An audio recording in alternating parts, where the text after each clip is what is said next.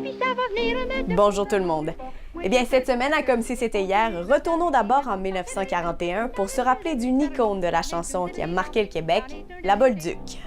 Me voilà mal à manger, j'ai un bouton sur le bout du nez. C'est le 20 février 1941 que Marie-Rose Anna Travers décède d'un cancer à Montréal. Elle était âgée de 46 ans.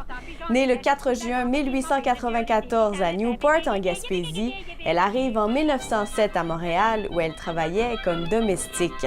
En 1914, elle se marie avec Édouard Bolduc, un ouvrier avec qui elle fonde sa famille.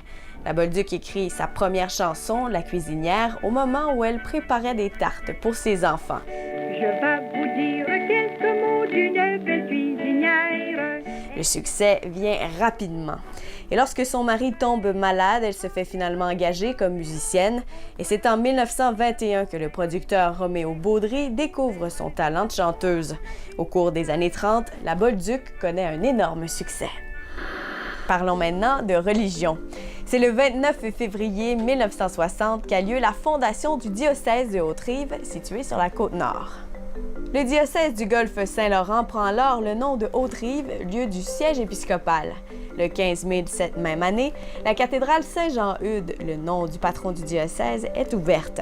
Le diocèse de Haute-Rive est sous l'autorité de l'archidiocèse de Rimouski et finalement, le 14 juillet 1986, il deviendra le diocèse de Bécomo. En terminant, retournons le 9 février 1984. C'est le jour où on apprend la démission du premier ministre Pierre Elliott Trudeau.